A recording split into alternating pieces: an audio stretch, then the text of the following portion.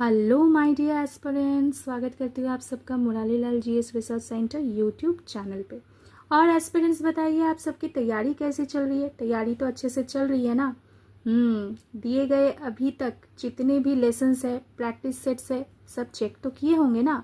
अगर आपने अभी तक दिए गए जितने भी लेसन्स है based on GK, GS, math, science, English आपने अभी तक नहीं देखा तो जाके प्लेलिस्ट को ज़रूर चेकआउट करें एंड अपने रिवीजन को एज दीजिए।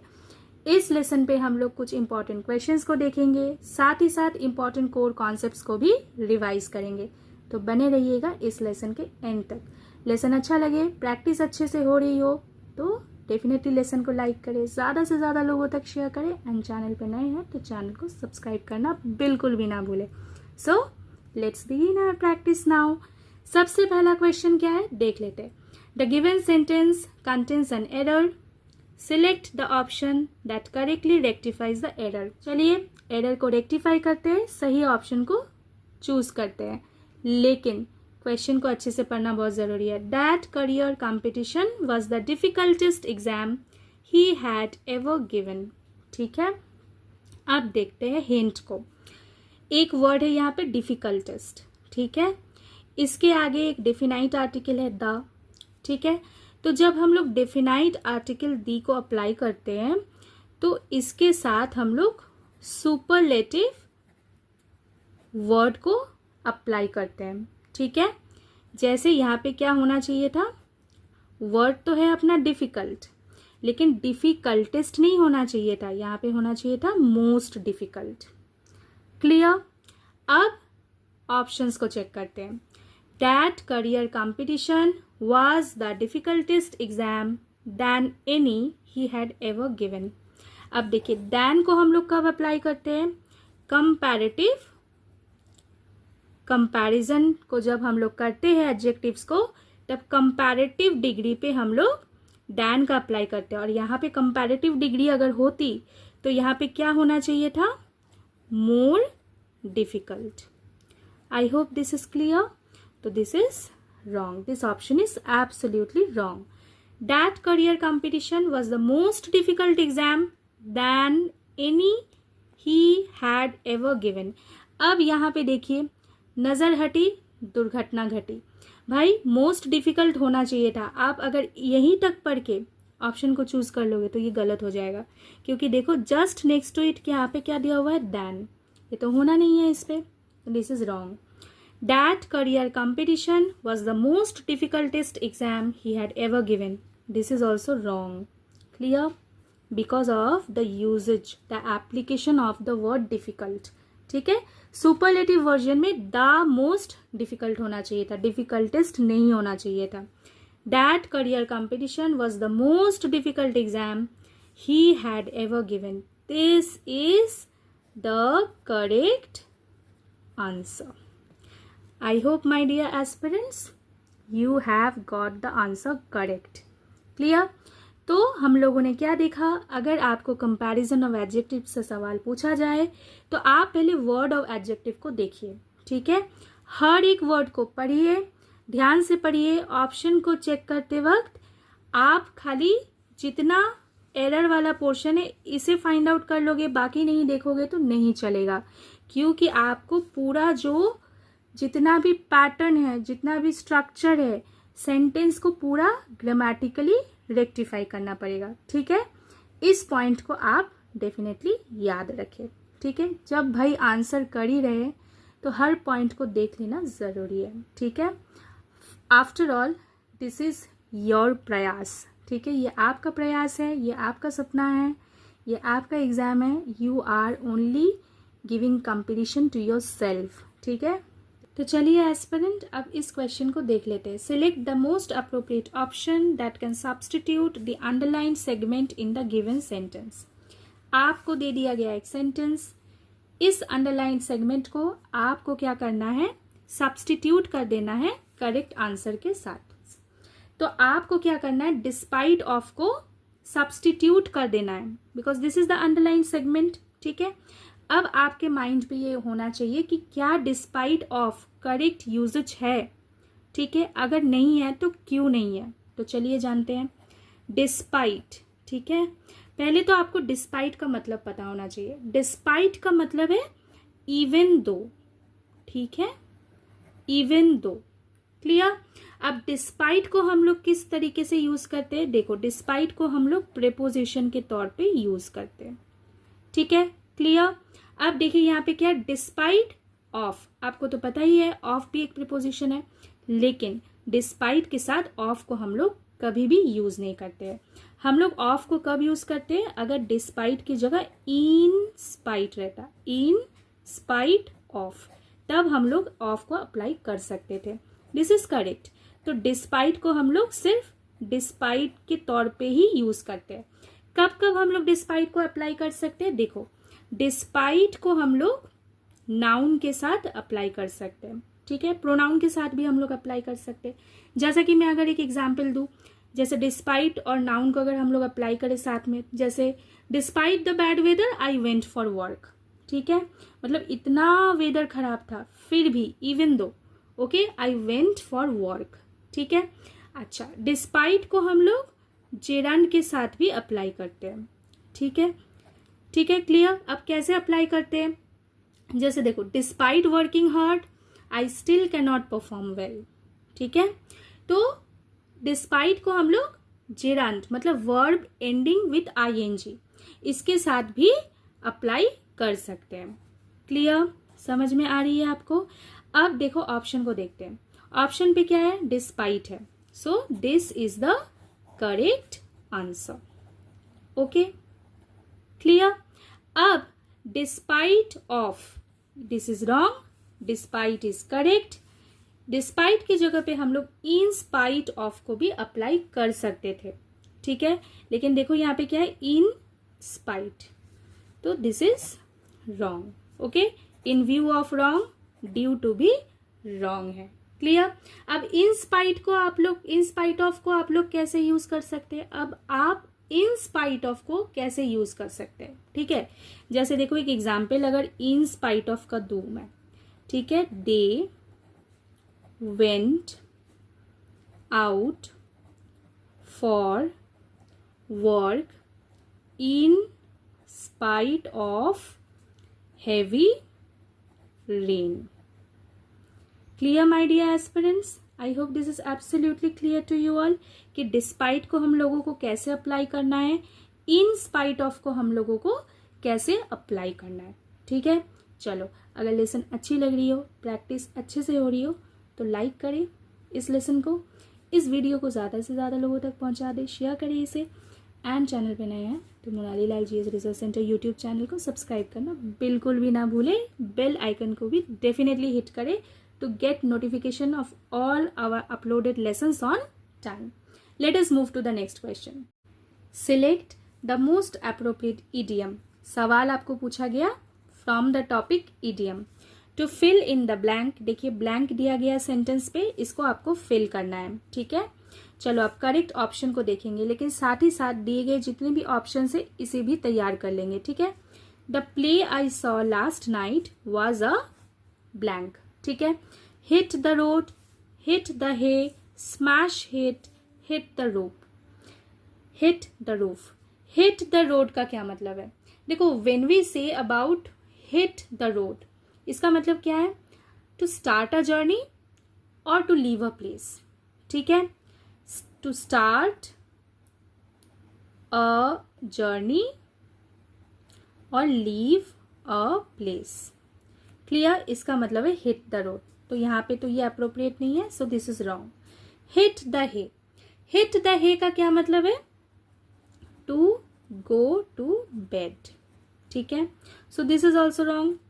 नेक्स्ट क्या है, hit the roof, hit the roof का क्या मतलब है, देखो हिट द रूफ का मतलब है extremely angry, clear.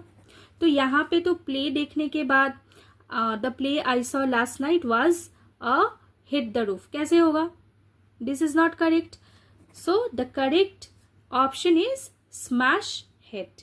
Smash hit का क्या मतलब है, ग्रेट सक्सेस, ठीक है।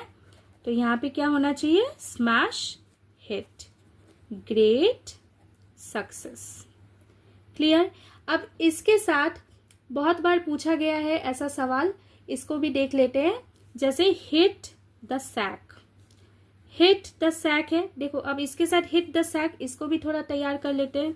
इसका मतलब है गो टू स्लीप, ठीक है। इस इडियम का मतलब है हिट द सैक का क्या मतलब है, go to sleep. Clear, absolutely clear. चलो moving to the next question. Select the most appropriate option that can substitute the underline segment in the given sentence, ठीक है। Rishi asked Karan will he get a new football for him? So this type, the type is direct and indirect speech. Clear? So सवाल आपको पूछा गया narration से, ठीक है। अब देखिए ये जो सवाल पूछा गया ना, इसका ये है आंसर, मतलब ये है इनडायरेक्ट स्पीच पे। अगर यही सवाल डायरेक्ट स्पीच पे दी होती तो कैसे दी होती, देखो ऋषि आस्क्ड, सेड भी हो सकता था, करण कॉमा कोटेशन स्टार्ट, ठीक है।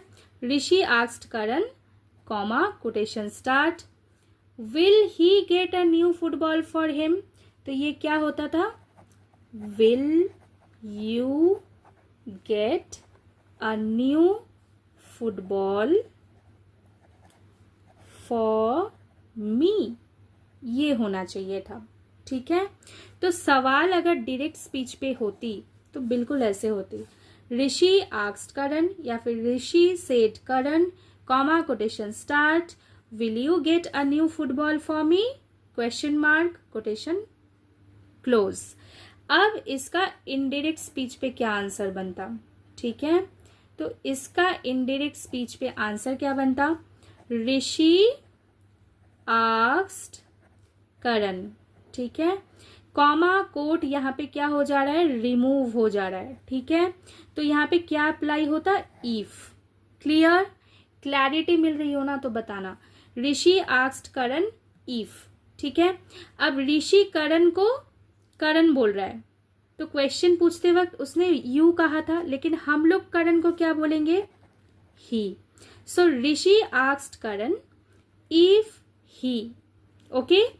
अब विल से क्या बना, would get a new football for, Rishi खुद को मी कह रहा था, हम क्या बोलेंगे, हिम, ठीक है। क्लियर। सो आई से मी बनती है, ओके। आई से क्या बनती है, मी बनती है। ही से हिम, ठीक है। She said her, right. So as per our changing rules of narration, ठीक है। तो ये मी क्या बना, ये मी बन गया him. Why, because we are talking about a male person, Rishi, so him बना। अगर ऋषि की जगह पे रिनी होती तो यहाँ पे क्या होना चाहिए था, हर हो जाता, ठीक है। क्लियर। सो यहाँ पे अब आंसर को फाइंड आउट करते हैं, ठीक है। देखो ऋषि आस्क्ड करण इफ, ठीक है। अब कंफ्यूज कर दिया गया, देखो तीनों ऑप्शन पे इफ है, इस पे नहीं है, इसको काटो पहले।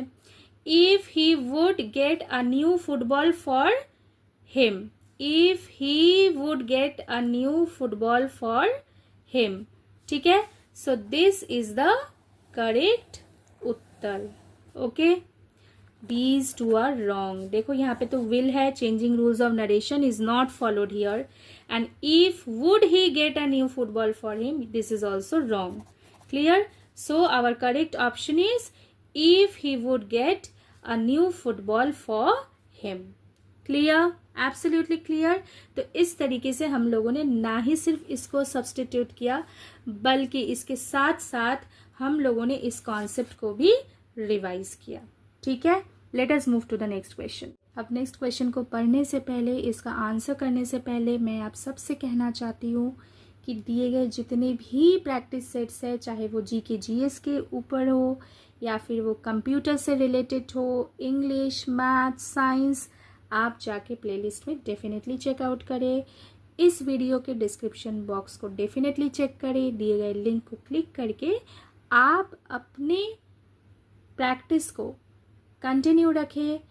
जितने भी रिवीजन करने के लिए क्वेश्चंस दिए गए हैं इसे डेफिनेटली देखें। तो चलिए इस क्वेश्चन को पढ़ते हैं।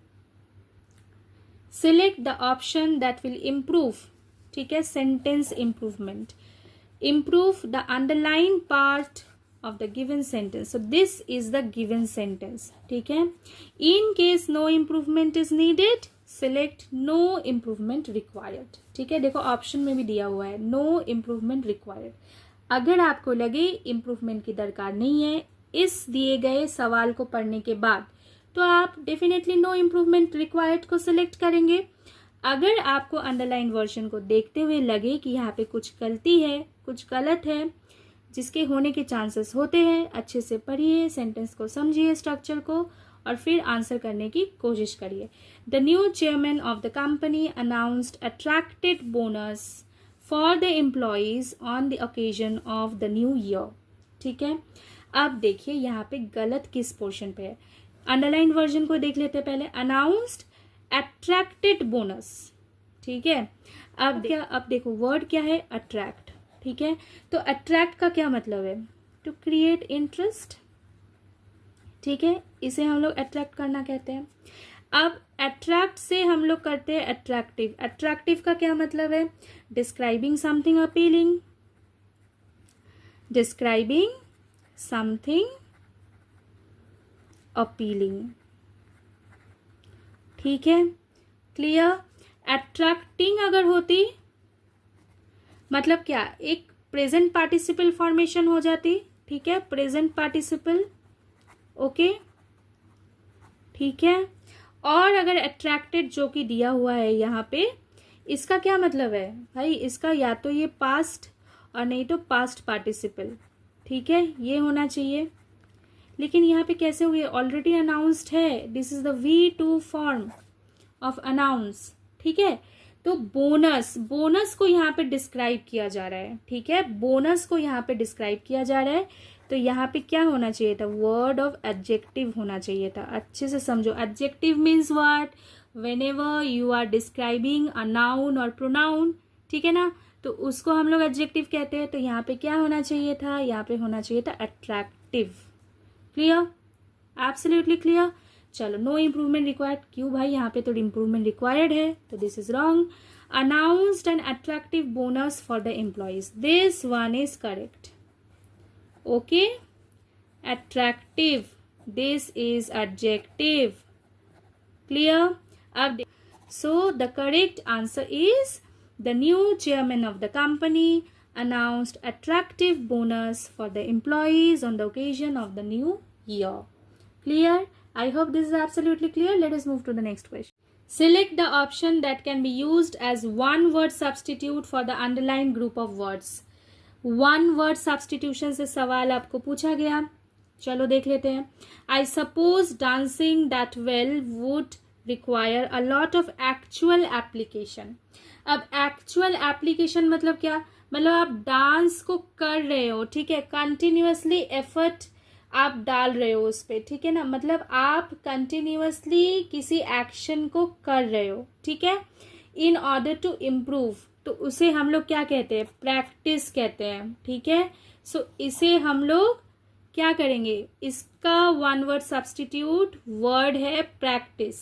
सो इसका आंसर क्या बनेगा फिर, I suppose dancing that well would require a lot of practice. अब प्रिवेंशन क्या मतलब है, प्रिवेंशन का मतलब है एक्ट ऑफ प्रिवेंटिंग, मतलब कोई कुछ कर रहा है, ठीक है, उसको ऑब्स्टेकल क्रिएट कर दो, प्रिवेंट कर दो उसको वो काम करने के लिए, तो इसे हम लोग कहते हैं प्रिवेंशन। अब प्रिवेंशन वर्ड को ना हम लोग पॉजिटिवली थोड़ा लेते हैं, ठीक है ना, जैसे कहते हैं ना prevention is better than cure, ठीक है ना, मतलब अगर आपको डिजीज होने से पहले ही आप उसको प्रिवेंट कर दो, ठीक है ना, तो अच्छा है ना, फिर डिजीज होने के बाद उसको क्योर करोगे या फिर डिजीज होने से पहले उसको प्रिवेंट किया जाएगा, ठीक है, prevention is better than cure. तो प्रिवेंशन का मतलब क्लियर है, लेकिन यहाँ पे वो अप्लाई हम लोग नहीं कर सकते, सो दिस इज रॉन्ग। फिर क्या है आपका परसिवरेंस, परसिवरेंस का क्या मतलब, देखो आप कह सकते थे कि मैम यहाँ पे तो परसिवरेंस भी हो सकता था, बिल्कुल नहीं हो सकता था, क्योंकि परसिवरेंस का क्या मतलब है, आप प्रयास किए जा रहे हो, कंटिन्यूअस एफर्ट डाले जा रहे हो, लेकिन आपका काम बन नहीं रहा है, आप बहुत सारी डिफिकल्टीज को फेस कर रहे हैं, डिले हो रहा है आपको आपका अचीवमेंट पाने के लिए, तब होती है वो परसिवरेंस। क्लियर? तो यहाँ पे परसिवरेंस भी रॉन्ग है। परसेप्शन मतलब धारणा बना लेना, मतलब आप किसी चीज को परसीव कर रहे हैं, ठीक है, तो उस इससे परसीव से बनती है परसेप्शन, तो perception is also wrong. So the correct appropriate one word substitute of the underlined words actual application is practice। ठीक है, क्योंकि प्रैक्टिस का मतलब क्या है? Any action that you are doing which is also continuous in nature, ठीक है ना, repeatedly you are doing that action to bring improvement, ठीक है, तो इसे हम लोग प्रैक्टिस कहते हैं। क्लियर? चलो, क्लियर हो रही है ना? तो वीडियो को दबा के लाइक करो, ज़्यादा से ज़्यादा लोगों तक इसे शेयर करो, चैनल पे नए हो तो चैनल को सब्सक्राइब करो, बेल आइकन को हिट करना बिल्कुल भी ना भूलो। चलो let us move to the next question. भाई देखो, narration, direct and indirect speech कितना इंपॉर्टेंट है, फिर आपको सब्सटीट्यूट करने को कहा गया इस टॉपिक के ऊपर बेस्ड करके। Select the most appropriate option that can substitute the underline segment of the given sentence. They said that he is not going to call them, ठीक है। अब देखो यहाँ पे वर्ड क्या है? सेड, ठीक है। सो रिपोर्टिंग वर्ब, ठीक है, रिपोर्टिंग वर्ब क्या है स्पीच का? रिपोर्टिंग वर्ब है सेड। अब सेड का टेंस क्या है बताओ? बताओ सेड का टेंस क्या है? पास्ट टेंस, मतलब सिंपल पास्ट टेंस। तो भाई ईज कैसे होगा? बताओ बताओ, ईज कैसे होगा? ईज नहीं होगा, ठीक है। तो चलो, अब आपको इतना तो क्लैरिटी मिल चुकी है, ठीक है। अब इसका आंसर करने की कोशिश करते हैं। ही शैल नॉट कॉल देम नहीं होना है, क्योंकि देखो हम लोगों ने ऑलरेडी आइडेंटिफाई कर लिया है इस रिपोर्टिंग वर्ब को, इस हिसाब से इसका टेंस होना है। ही हैज नॉट गन, देखो ये भी प्रेजेंट टेंस में है, ये भी नहीं होना है। They are not going to call them, ये भी नहीं होना है। तो इसका सही उत्तर फिर क्या होना है? He was not going to call them, ठीक है। तो यहाँ पे क्या होना चाहिए था? was। So they said that he was not going to call them, them, they say them, ठीक है। Clear? Absolutely clear. So this is the correct answer. Okay, चलो let us move to the next question. The following sentence has been split into 4 segment. देखो, segment 1, segment 2, segment 3 and segment 4। So there are all together how many segments? 4 segments, ठीक है। देखो, मैं ऐसे करके instruction को क्यों पढ़ती हूँ? क्योंकि इंस्ट्रक्शन को सही से पढ़ना जरूरी है, इंस्ट्रक्शन के हिसाब से ही हम लोग आंसर करेंगे। Identify the segment that contains an error. लो भाई, फिर से एरर से आपको पूछा गया सवाल है। If he had paid. अब देखो, सेंटेंस जब भी इफ से स्टार्ट होती है ना, तब हमें क्या याद आती है बताओ? इफ से जब भी सेंटेंस स्टार्ट होती है तब हमें याद आती है कंडीशनल टेंस के बारे में, ठीक है, कंडीशनल सेंटेंसेस टाइप के बारे में याद आती है, right. So if he had paid, तो देखो यहाँ पे क्या है? हैड पेड, ठीक है। चलो, अब ये क्या है? हैड के साथ है V3, ठीक है। मैं ऐसे करके क्यों समझा रही हूँ, थोड़ी देर बाद आप खुद समझ जाओगे। If he had paid attention to the announcement he had not missed the train, ठीक है। अब देखो, अगर हम लोग इसी को रख देते हैं, मतलब had plus not plus missed मतलब V3 हो गया, तो this is wrong pattern. Why this is wrong? क्योंकि हैड प्लस V3 के साथ हम लोग क्या करते हैं? देखो, हम लोग सबसे पहले सब्जेक्ट के अनुसार मॉडल को अप्लाई करते हैं, ठीक है। फिर मॉडल के साथ हम लोग हैव को अप्लाई करते हैं और फिर V3 को अप्लाई करते हैं, ठीक है। लेकिन इसके हम लोग नॉट को क्यों अप्लाई करेंगे? देखो, if he had paid attention to the announcement he would not have missed the train, ठीक है।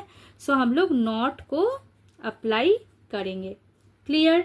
अच्छे से क्लियर हो गई हो तो बताना।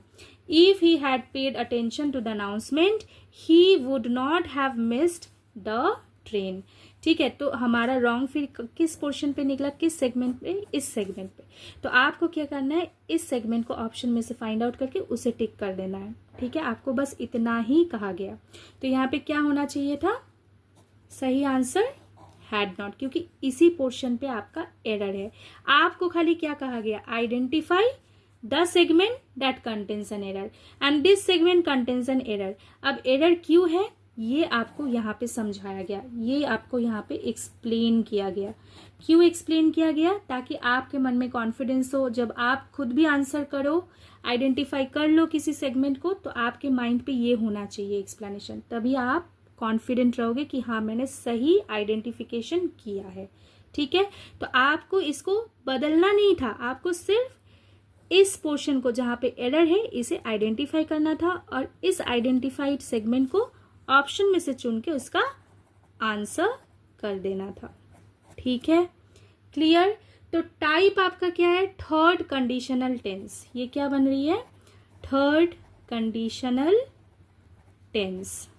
ठीक है, इस टाइप पे क्या होती है, देखो हैड प्लस V3 का प्रयोग करते हैं हम लोग, और साथ ही साथ हम लोग model plus have plus V3 को अप्लाई करते हैं। लेकिन यहाँ पे नॉट को हम लोगों ने क्यों अप्लाई किया, क्योंकि ये एक हाइपोथेटिकल सिचुएशन को स्टेट कर रही है कि अगर वो अटेंशन दे दिया होता अनाउंसमेंट को तो ऐसा नहीं होता। क्या नहीं होता, वो ट्रेन मिस नहीं करते। Clear, absolutely clear. चलो अगर क्लियर हो गई हो तो नेक्स्ट क्वेश्चन की तरफ बढ़ते हैं। तो अच्छा, तो जनरली हम लोग फिर इसको कैसे यूज करते हैं, थर्ड कंडीशनल टेंस टाइप को। चलो मैं ये भी बता देती हूँ ताकि कोई मन में कंफ्यूजन नहीं रहे। ठीक है, चलो if he had done this, मान के चलो एक एग्जाम्पल दे रही हूँ। ठीक है, if he had done this he would have got success. ठीक है, देखो वुड हैव गॉट। ठीक है, इन जनरल हम लोग इसको कैसे यूज करते हैं ये मैंने आपको बता दिया। इस क्वेश्चन के नीड के हिसाब से यहाँ पे क्यों हम लोगों ने वुड, नॉट, हैव और V3 मतलब मिस्ड को अप्लाई किया ये भी मैंने आपको बता दिया। Let us move to the next question. Select the most appropriate meaning of the given idiom. तो आपका गिवन इडियम क्या है, a storm in a teacup. ठीक है, so this is the given idiom. तो storm in a teacup का क्या मतलब है, देखो कोई कोई होता है ना कि बहुत मतलब अननेसेसरीली मतलब छोटे छोटे विषय पे बहुत ज़्यादा एक्साइटमेंट दिखा देते हैं। ठीक है ना, समस्या बहुत छोटी है, ठीक है, लेकिन खड़ा करे बवाल बहुत बड़ा। ठीक है ना, तो इसे हम लोग storm in a tea cup कहते हैं। ठीक है, तो ऑप्शन को देखिए, much excitement over something trivial. Trivial means very small, matter of minor importance, तो इसे हम लोग ट्रिवियल कहते हैं। ठीक है, so this is the correct answer. इसका आप लोगों को ऐसे भी मिल सकता है, लॉट ऑफ फस that will soon be forgotten. ठीक है, या फिर a kind of unnecessary anger और excitement over a matter of minor importance. इसका आप लोगों को ऐसे भी मिल सकता है जैसे लॉट ऑफ फस that will soon be forgotten, या फिर अननेसेसरी एंगर और excitement over a matter of minor importance. ठीक है, याद रखिएगा, और much excitement over something trivial. Clear, बाद बाकी जितने भी ऑप्शन है, बाकी जितने भी ऑप्शन है सारे रॉन्ग हैं। ठीक है, clear. Let us move to the next question. चलो एस्पिरेंट्स, अब देख लेते हैं नेक्स्ट सवाल को, करेक्ट स्पेलिंग। ठीक है, देखो इंस्ट्रक्शन पे क्या दिया हुआ है, करेक्ट स्पेलिंग। तो कभी कभी आपको स्पेलिंग रॉन्ग दे दिया जाता, अब आपको करेक्ट करना पड़ता है। ठीक है, today's lecture had a dash impact on my friend. ठीक है, तो देखो क्या दिया हुआ है, प्रोफाउंड। ठीक है, तो हम लोगों ने एक वर्ड को देखा है, क्या है ये, प्रोफाउंड। प्रोफाउंड का क्या मतलब है, प्रोफाउंड का मतलब है बहुत ही इंटेंस। क्लियर, अच्छे से समझो, प्रोफाउंड का मतलब है बहुत ही इंटेंस या फिर ग्रेट। ओके, या फिर आप कह सकते हैं प्रोफाउंड का मतलब है वेरी डीप।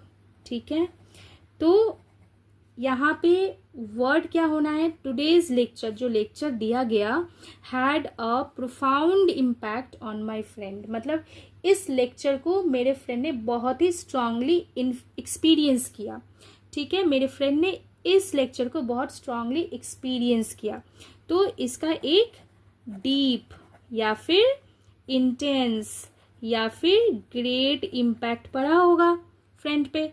ठीक है, तो इसका सही वर्ड फिर क्या है, प्रोफाउंड। ठीक है, तो देखो ऑप्शन को देखते हैं, PROFOUND। ND, ठीक है। आपने फाइंड से फाउंड को करा ही होगा, ठीक है। तो इस फाउंड के साथ प्रो को ऐड करो और देखो बन गया क्या, प्रोफाउंड। अब प्रोफाउंड का मतलब क्या है, वेरी डीप, ग्रेट और इंटेंस। क्लियर? आई होप इसके बाद आपको ये वर्ड कभी नहीं गलती होगी, ठीक है। चलो, select the most appropriate synonym. लो भाई, synonym and antonym most important, ठीक है। हमेशा इससे सवाल पूछे जाते हैं। चलो देख लेते हैं सिनोनिम को। ऑफ द ब्रैकेटेड, देखो ब्रैकेटेड वर्ड है ना, डिफीट। अब इसका आपको सिनोनिम मतलब सिमिलर वर्ड को फाइंड आउट करना है। The athletes injury was a dash defeat for the teams chances of winning the championship. तो डिफीट का क्या मतलब है, डिफीट का मतलब है लॉस, ठीक है, फेलियर, ठीक है, या फिर सेटबैक, ठीक है। प्रोग्रेशन मतलब क्या है, प्रोग्रेस होते रहना, तो ये तो होगा ही नहीं डिफीट का सिनोनिम, रॉन्ग। फिर ब्रेक थ्रू का क्या मतलब है, अचानक से एक प्रोग्रेस मिल जाना, ठीक है, एक significant moment of significant progress, ठीक है, जो आपको पर्सनल ग्रोथ दे रही हो, तो वो ब्रेक थ्रू भी यहाँ पे तो होगा नहीं, right. So breakthrough is also wrong. Stress हो सकते हैं, स्ट्रेस क्या है, इफेक्ट है, ठीक है। आपको डिफीट मिली है, आपको अच्छा फील नहीं हो रहा है, आपको स्ट्रेस हो गया इसके वजह से, तो वो एक इफेक्ट हो सकती है, तो स्ट्रेस भी नहीं होगा। तो आपका करेक्ट आंसर क्या है, setback. So setback is the correct answer. तो यहाँ पे क्या होना चाहिए था, सेटबैक, ठीक है। The athletes injury was a setback for the teams chances of winning the championship. So defeat का सिनोनिम फिर क्या बना, as per the given options आपको देखना है, ठीक है, सेटबैक, ठीक है। तक प्रीपोजिशन से सवाल ना देख लो तो बात तो बनती नहीं है। तो देखो यहाँ पे भी एक प्रीपोजिशन का सवाल दिया गया है। Select the most appropriate option to fill in the blank. Type है आपका fill in the blank, topic है आपका प्रीपोजिशन। कैसे पता चला भाई, ऑप्शन को देखिए, बीनीथ है, इन है, बाई है, इनटू है। I sign this science project dash London. तो लंदन एक बहुत बड़ा शहर है, तो इस जगह को हम लोग डिपिक्ट कैसे करेंगे, किस प्रीपोजिशन के द्वारा करेंगे, इन, ठीक है। क्यों यहाँ पे बीनीथ नहीं होगा, बीनीथ का क्या मतलब है, बीनीथ का मतलब है बिलो, मतलब आपको आइडिया देती है below, under, lower in position, ठीक है। जैसे बीनीथ का अगर एक एग्जाम्पल मैं देना चाहूँ तो क्या कह सकती हूँ, that important people was tucked beneath the pile of papers, ठीक है। समझ में आया आपको beneath का मतलब। और into का क्या मतलब है, into का मतलब है moving to position inside, moving to position inside, okay. So बाहर से अंदर जा रहे हैं आप, ठीक है, गोइंग इनटू द रूम, तो तब आप इनटू को अप्लाई कर सकते हैं, ठीक है। बाय तो यहाँ पे होना नहीं है किसी भी तरीके से, तो यहाँ पे क्या ऑप्शन सही बनेगा, in. So in is the correct answer, okay. Let us move to the next question. Select the most appropriate meaning of the given idiom. तो देखो आपको इडियम दे दिया गया, set the wheels in motion. अब इसका मतलब आपको देखना है, इस इडियोमेटिक एक्सप्रेशन का मतलब आपको देखना है। Set the wheels in motion का क्या मतलब है, इसका मतलब है to act to cause something to begin, मतलब to initiate a chain of events. So this is the correct answer, clear. कभी कभी ना आपको पूछा जाता है इसका इडियोमेटिक एक्सप्रेशन का मतलब, गेट द बॉल रोलिंग, ठीक है। तो इसका मतलब क्या है, इसका मतलब है set an activity, okay, in motion. तो इसे भी आप याद रखिए, clear. Set the wheels in motion means to initiate a chain of events. Get the ball rolling का क्या मतलब है, set an activity in motion, clear. Let us move to the next question. अब इस सवाल को करने से पहले मैं आप सबसे कहना चाहती हूँ, अगर आपने अभी तक दिए गए जितने भी लेसन्स हैं सिनोनिम एंड एंटोनिम्स के ऊपर आपने नहीं देखा, तो आप जाके प्लेलिस्ट पे ज़रूर देख सकते हैं। There are many uploaded videos on the given topic synonym and antonyms, ठीक है। तो चलिए इस क्वेश्चन को देख लेते हैं और इसका आंसर करने की कोशिश करते हैं। Select the most appropriate synonym of the given word इनेट। ठीक है, so this is the word given. Synonym का क्या मतलब है, फिर से याद कराती हूँ, आपको सिमिलर वर्ड फाइंड आउट करना है। इनेट का क्या मतलब है, इनेट का मतलब है जब आप में कुछ इनबॉर्न हो। ठीक है, एनीथिंग, एनी क्वालिटी, ठीक है, मान के चलो कोई क्वालिटी जो आप, ठीक है, जो आपके पास सिंस बर्थ है। ठीक है, या फिर एनीथिंग दैट इज नेचुरल, ठीक है, इन योर बिहेवियर, और इनहेरेंट, ठीक है, ऑलरेडी देयर, तो इसे हम लोग इनेट कहते हैं। So inherent is the correct synonym of the word innate. तो लर्न्ड को तो आपको बहुत अच्छे से पता है, learned is the V3 formation of learn. इन्योर्ड का क्या मतलब है, इन्योर मतलब accustomed, ठीक है, to accept something which is not desirable, ठीक है। और इनेन का क्या मतलब है, सिली, ठीक है, means lacking sense. So these three are wrong option. The correct option to the word innate is inherent, means जो आपके पास ऑलरेडी अवेलेबल है, ठीक है, already latent inside, there already present. Okay, so that is called inherent innate. अब देखो, हर चीज़ को बहुत डिफिकल्ट वे पे करना ज़रूरी तो नहीं है, जो आसानी से हो सकता है वैसे हम लोग आसानी से प्रिपेयर करने की कोशिश करेंगे। ठीक है, जो कि हम लोग रिवाइज कर रहे हैं, आपका ऑलरेडी पढ़ा हुआ है सब कुछ, तो हम इस तरीके से रिवीजन करेंगे ताकि कोई प्रेशर भी ना लगे और बहुत इजीली हमें याद आ जाए हम लोगों ने जो भी पढ़ा हुआ है।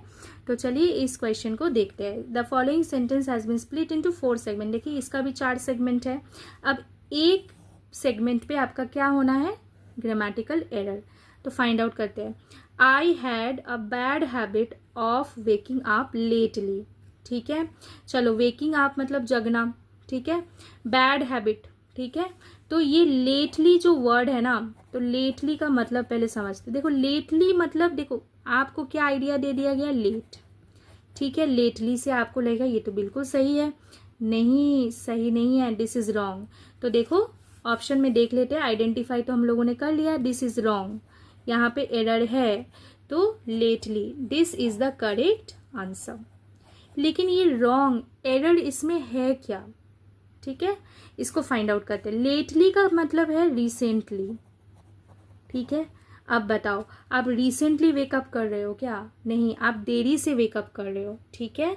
तो यहाँ पे क्या होना चाहिए था, यहाँ पे लेट होना चाहिए था। तो आंसर क्या बनना चाहिए था, I had a bad habit of waking up late, ये होना चाहिए था, ठीक है।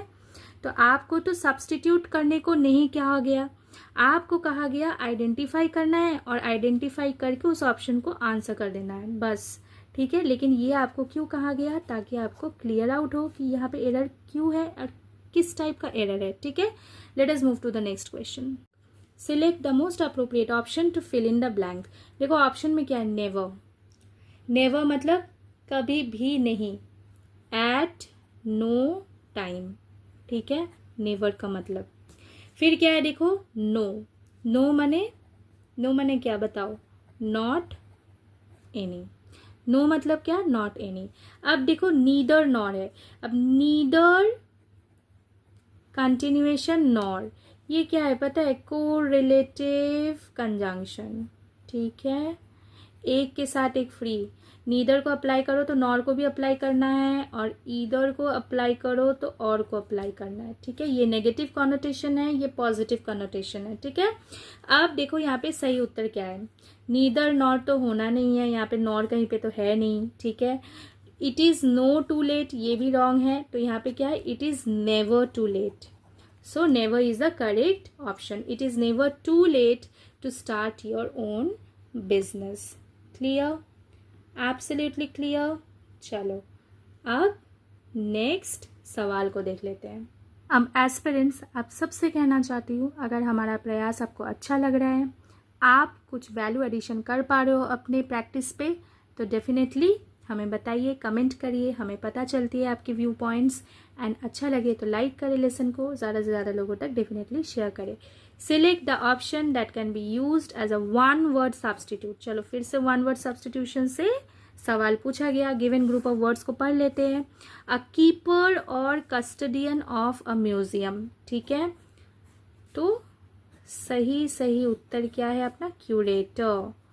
This is the correct answer. ठीक है, so the keeper or custodian of a museum is called curator. Okay, so the keeper or custodian of a museum is called curator.